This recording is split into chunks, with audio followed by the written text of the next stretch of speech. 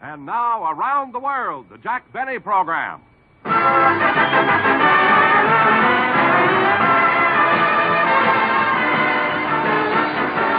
Jack Benny with Mary Livingston, Rochester, Dennis Day, Bob Crosby, and yours truly, Don Wilson.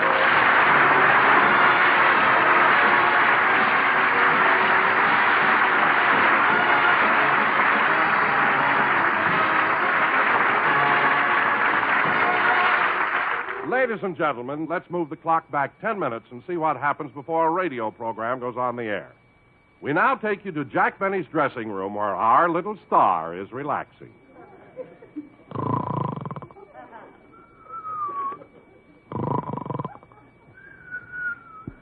I sure hate to wake the boss up, but the program goes on in 10 minutes. Just lying there, sleeping like a baby. Yep, just like a baby. Maybe I ought to take his thumb out of his mouth again.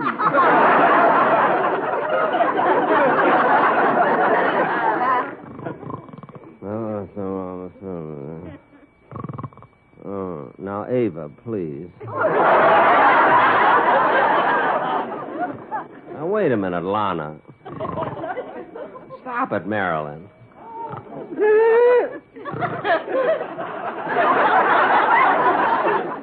Marilyn, please, you're tickling my ear. Marilyn, stop kissing me. Boss, wake up. You went to sleep to relax. Oh, I was having such a nice sleep. Why'd you have to wake me up? I didn't want you to miss your program. Big thing, miss the program. Look, Rochester, I've been in radio for 23 years now. Each year I do about 40 shows. That makes roughly 1,000 broadcasts I've done.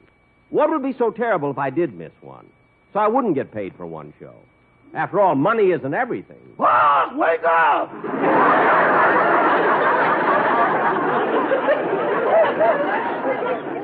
I am awake. Now, please, give me my tie. Come in. Jack, I'd like to use your mirror to put on my makeup. The one in my room is cracked. Why, certainly, Mary. Go ahead and... Hey, wait a minute. Hey, Mary, that dress you're wearing, it's beautiful. Well, thanks. I've never seen you wear anything so glamorous. Mary, how can you afford an expensive dress like that? Well, I didn't buy it new. You didn't? No, there's a store in town that sells dresses that movie stars have worn in pictures. I know. Now, this is the dress that Jane Russell wore in Gentlemen Prefer Blondes. Oh, Jane Russell, huh? Well, it fits you perfectly. I had to take it in a little. Oh. Anyway, I think I got a real bargain. It only cost me $100. $100? That's outrageous. I wouldn't pay that kind of money for a second-hand dress. You wouldn't pay $100 if Jane Russell was still in it. Look, Mary, if you know so much, how... Jack! I'm in my dressing room, Don. You and Mary better get on stage.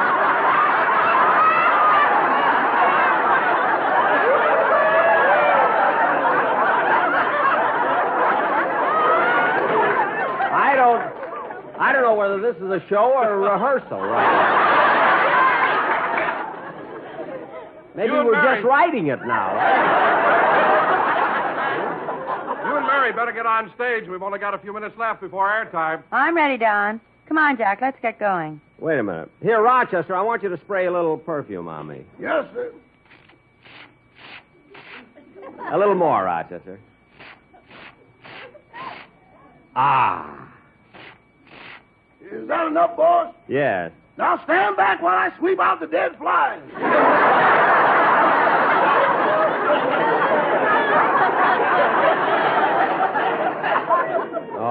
All right. Now, let's go.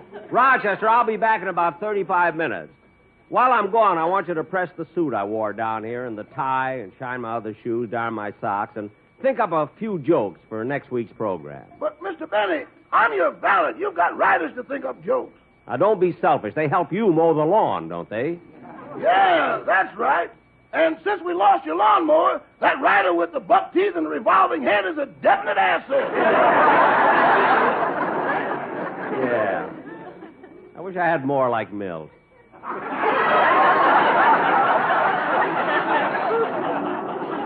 Come on, kids, let's go. Don, are we all set to go? Yes, Jack, everything's fine, but But what? Well, Jack, I've been going through the script, and there's one line in it that I'd like to change. What is it? Well, here it's on page 12. Don't you think it would be better to say Don Wilson reads commercial instead of blubber does plug?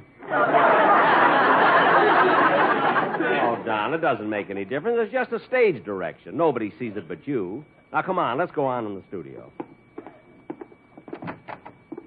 All right, everybody, we go on the air in about 3 minutes. Say, Bob, I think that Wait a minute, Jack. Wait a minute. I got to get the boys in the band ready. Now, all right, fellas, let's get ready for the show. Put away the cards, take the money off the bass drum, and stand it back up. Now stand the drummer up, too. Oh, was that Sammy? Uh-huh. Gee, when he's lying on the floor, his head looks like a honeydew melon ripening on the vine.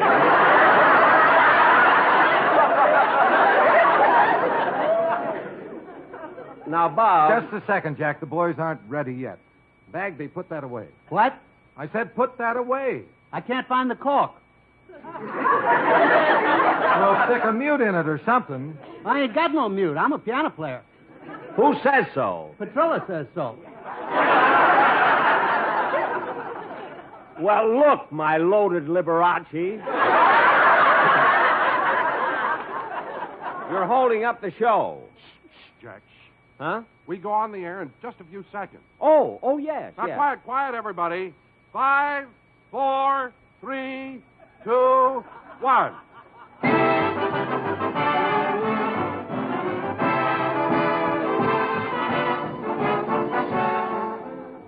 And now, ladies and gentlemen, I bring you a man who, even though he claims to be 39, always goes to bed at 9:30. And here he is, Jack Benny.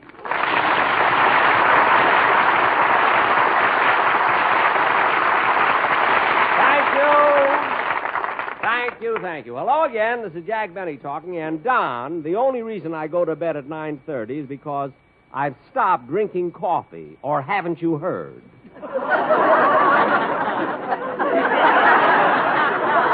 And Don, as much as I'd like to discuss that introduction with you, I can't, because tonight we're going to present a very important sketch. Oh, what kind of a sketch, Jack? Well, Don, the most popular books today are mysteries about private eyes, and there's so many radio and TV shows about them that tonight we're going to do a show based on the life of a private detective. Gee, that sounds kind of exciting. Oh, it is, Mary. And now, ladies and gentlemen, for the first time in our radio history, we present a dramatic playlet based on the life of a private eye.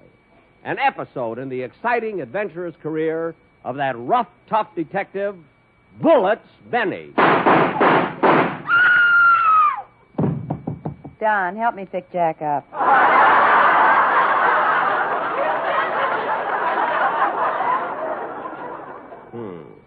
Now, in this sketch, I will play the part of Bullets Benny, a fearless, crime-busting detective.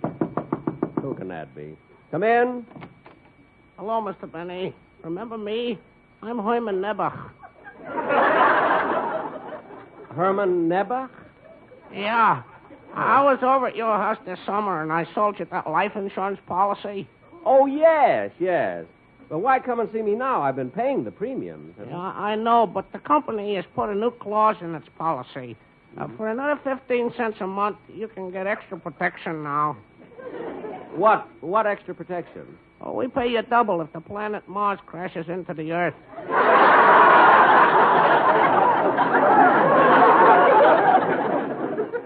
Okay, Herman, if it'll make you any happier, I'll take the extra protection. Here's your 15 cents.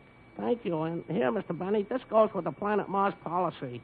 What's that? A telescope. If you see it coming, get out of the way.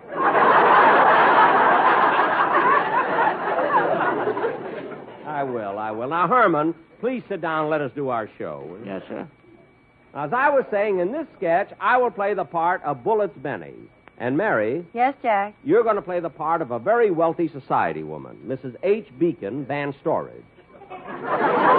You live in a big mansion, have 4 mink coats, 6 cars, 2 yachts, and $80 million. Gosh, how'd I get all that? Last Halloween, you went down to Texas and played trick or treat.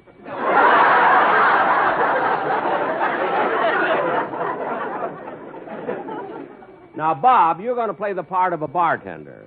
A bartender? Yeah, do you think you can do it? Well, Jack, since I took over this orchestra, I haven't been serving marshmallows. Yes, I know. And, well, Bob, with those boys, you'll always have trouble. Only last week I told you ought to fire Sammy the drummer. Well, Jack, I can't fire him. Why, if it weren't for Sammy, we wouldn't have any orchestra at all. Why, is Sammy that good a musician? No, but his brother is a bail bondsman.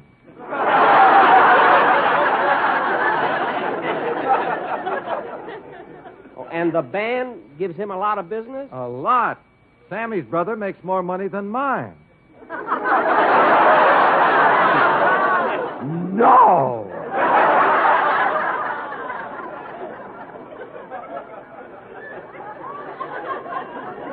Sammy's brother makes more money than your brother? Yeah. Ever? Huh? Well, let's get on with the casting the play because... Bagby, get away from the window and give Herman back that telescope. What a piano player. Now, Don. Yes, Jack. You're going to play the focal point of the sketch, the most important part. Oh, boy, that's swell. You see, the sketch starts off with you being held up on the street, and you are robbed of $900,000. Gosh, $900,000? Am I a millionaire? No, a Brinks truck.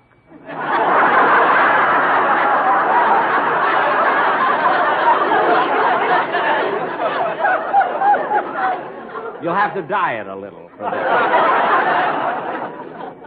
Now we're even for that introduction about me going to bed at 9:30. Now there's one more part in the sketch, and you're going to play it, Dennis.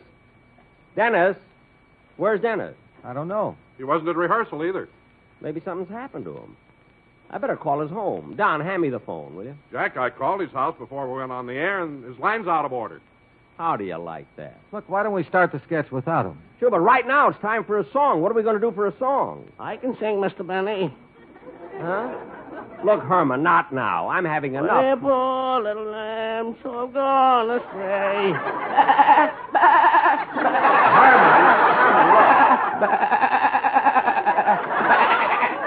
Herman, we don't want a song now.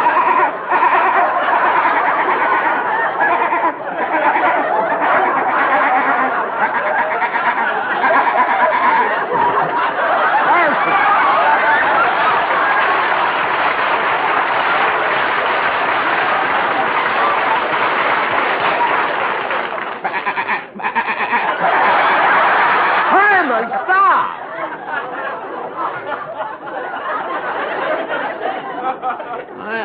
I'm sorry, Mr. Benny, but I just love those lyrics.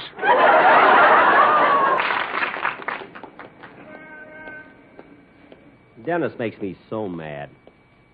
Now I have to go all the way over to his house just to find out why he's missing the program. But gee, I don't mind walking today. The weather's so wonderful. So happy I live in Los Angeles. It was warm yesterday, too. And the day before that was really hot. Of course, nobody knows what the temperature was. The smog was so thick you couldn't see the thermometer.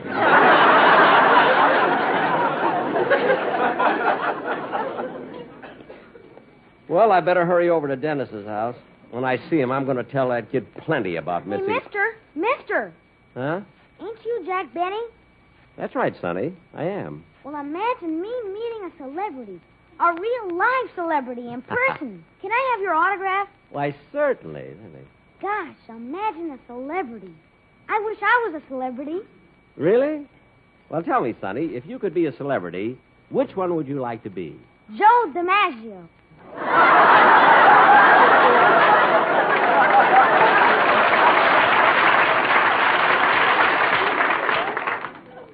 Oh, you like baseball, eh? Boy, are you a square.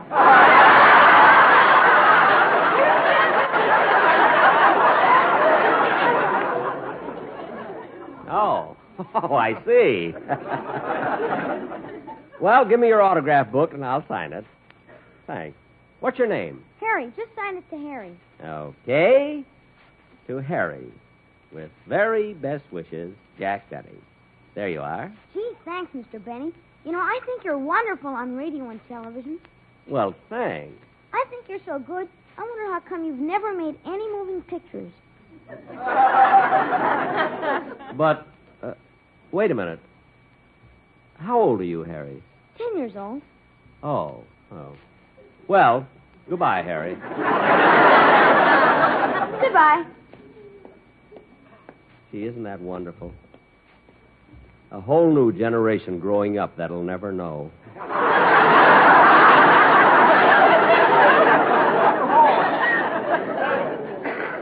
Well, I better hurry over to Dennis's house and see what's wrong.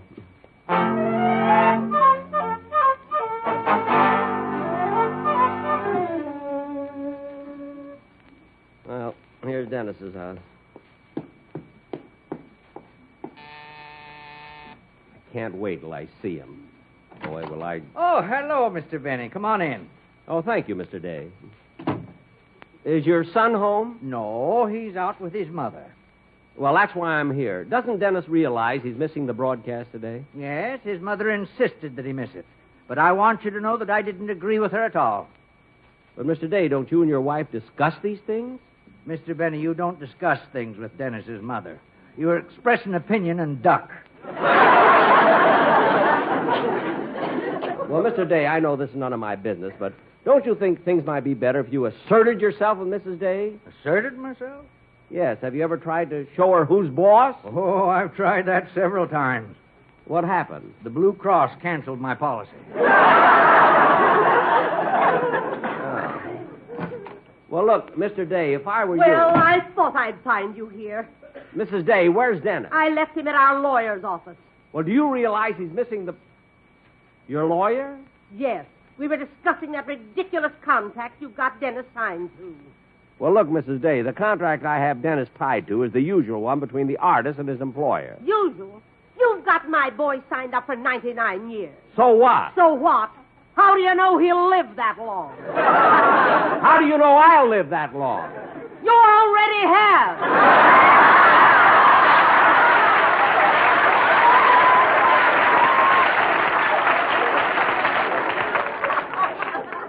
What are you applauding?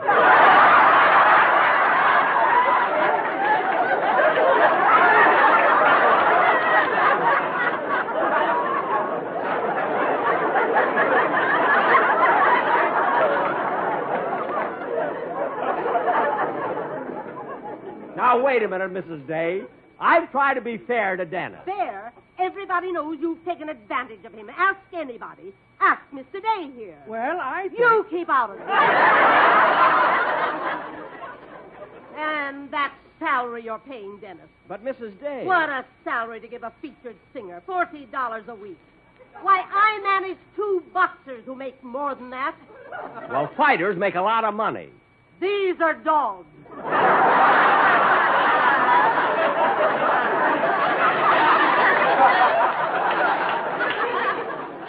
Well, that I don't understand at all. Look, Mrs. Day, that contract I have with Dennis is legal, and my lawyers will make it stand up in court. So Dennis better be back on my show next Sunday or there'll be trouble. Oh, no, he won't. My boy won't sing on your program next Sunday or any other... Hello! Oh, hello, Dennis, dear.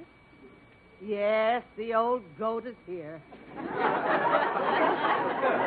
Tell him what? But why? Oh, all right, I'll tell him. Goodbye, son. Mr. Benny, my son says he'll be back on your program as usual next week. That's better. Goodbye. But, darling, I don't understand. The lawyers went over Dennis's contract, and when they finally read the small print in the last clause Mr. Benny put in, they were convinced that Dennis can never quit. Why not? Mr. Benny adopted him.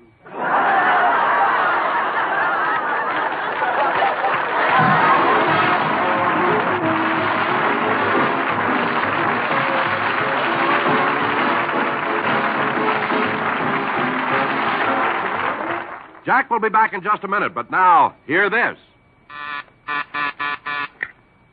Hello? Yeah, this is Mabel.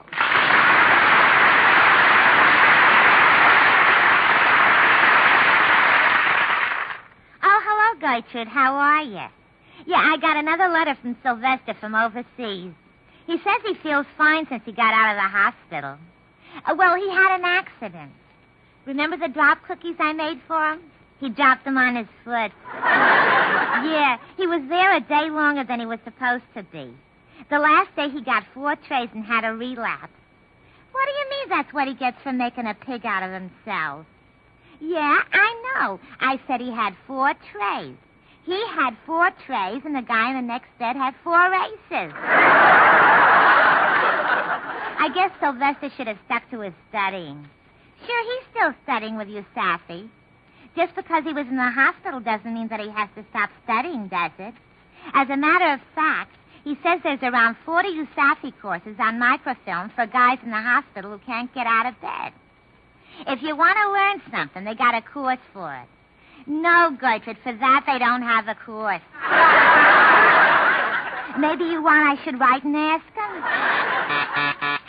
Oh, I got to disconnect you, Gertrude. My buzz is flashing.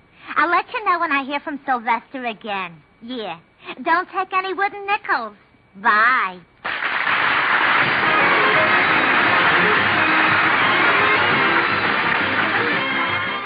Good night, everybody. We're a little late. The Jack Benny program is written by Sam Perrin, Milt Josephsberg, George Balzer, and John Tackerberry, and produced and transcribed by Hilliard Marks. Don Wilson speaking. Good night. This is the United States Armed Forces Radio Service.